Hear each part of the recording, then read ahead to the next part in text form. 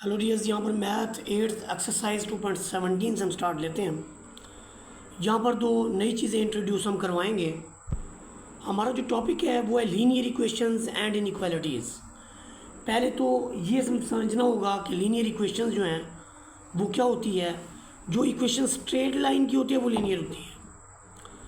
मसलन इसके लिए आप जनरली यानी लिखना चाहें तो ax plus B Y this is equal to C, ये इसकी स्टैंडर्ड फॉर्म है। मतलब इसकी एग्जांपल देख लें, 3x plus 2y is equal to 5 लिख लें तो इसमें a की वैल्यू आप 3 कह सकते हैं, b आप 2 कह सकते हैं, c जो है 5 कह सकते हैं। तो ये जो लीनियर इक्वेशन है इसके अंदर दो वेरिएबल्स हैं x और y, और इसके अंदर a, b और c जो हैं ये कांस्टेंट्स हैं।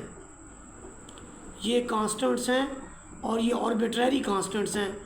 अगर इनकी जगह पे a 1 हो, कोई और कांस्टेंट हो, b 2 हो और c 5 हो तो फिर ये आपके प्योर कांस्टेंट हो जाते हैं। यहाँ पर लीनियर इक्वेशन का पूरा इंट्रोडक्शन है कि x plus B y is equal to c where a b c constants. याद रखें, कांस्टेंट्स जो होते हैं वो आपके पास रियल्स होते हैं। कांस्टेंट्स जो होते हैं आपके पास ये रियल्स होते हैं, रियल नंबर्स होते हैं। उसके बाद देखिए आपके पास है जी एग्जांपल पहली 3x plus 4y is equal to 12, x minus 2y is equal to 4। ऐसी इक्वेशन जिसके अंदर x की भी डिग्री 1 हो, y की भी 1 हो, या अकेला सिंगल वेरिएबल भी हो तो उसके अंदर 1 हो, तो वो linear equation first degree equation होती है, स्ट्रेट लाइन की ग्राफ देती है। यहाँ पर हम थ्योरी के अंदर जो बात करेंगे वो पहली बात यह है कि स्लोप इंटरसेप्ट फॉर्म जो है वो किस तरह की है।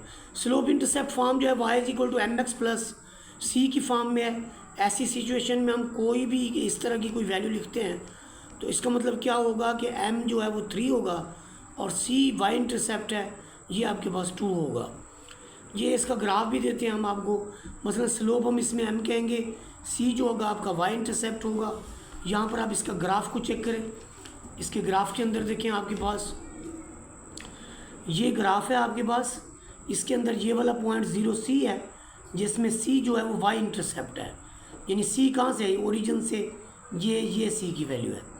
उसके बाद स्लोप, ये इस तरह की जितनी भी स्लोप होती है उसे आप m कहते हैं।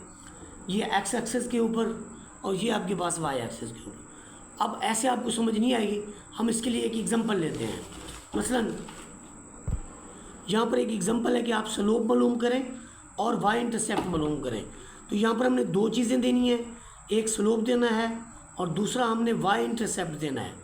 स्लोप आपका कहाँ पर होगा, जो x का कोफिशिएंट होगा y के कोफिशिएंट 1 होने के बाद x का जो कोफिशिएंट होगा वो हमारे पास स्लोप होगी, और c जो होगा ये आपके पास y इंटरसेप्ट होगा। तो यहाँ पर देखें ये इक्वेशन है हमारे पास। पहले तो y को इंडिपेंडेंट करें आप, 6x को उस तरफ ले जाएं, ये ले गए। फिर y को इंडिपेंडेंट करने के लिए सबको 2 से डिवाइड कर दें, इससे 2 से डिवाइड किया 2 ऑफ हो गया, इससे क्या तो देखें ये 2 है, नीचे भी 2, 2 से 2 ऑफ हो गया। -6 को 2 डिवाइड करेगा -3 आ जाएगा, और इसको 2 डिवाइड करेगा तो ये आपके पास 1/2 आ जाएगा। अब ये c की वैल्यू और ये वाली जो आपके पास है ये m की वैल्यू होगी। तो यहाँ पर खुद देख लें, इसके अंदर यानी अगर इसका कंपैरिजन कर लें हम तो m की वैल्यू -3 बनती है और c की वैल्यू आपकी हाफ बनती है।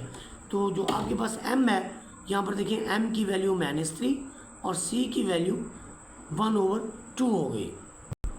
एग्जांपल नंबर 2 के अंदर देखें आपने y फाइंड आउट करनी है। हम एग्जांपल के सलूशन के बाद जो है अपने एक्सरसाइज की जो है वो 1-2 एग्जांपल्स हैं वो करने के बाद एक्सरसाइज करेंगे।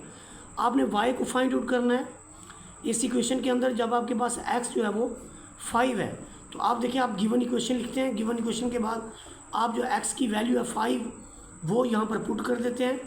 ये देखिए x की जगह आपने 5 रख दिया, फिर दोनों जानिब से आपने 5 को सब्ट्रैक्ट कर लिया। जब आप 5 सब्ट्रैक्ट करेंगे यहाँ पर प्लस का 5 है, माइनस का 5 रखेंगे कट जाएगा, 7 में से 5 जाएगा तो आपको 2 मिलेगा। 3 यहाँ मौजूद है तो 3 पे आप डिवाइड कर देंगे, इधर भी डिवाइड करेंगे और इधर भी डिवाइड कर देंगे। तो इस सिचुएशन के अंदर जो होगा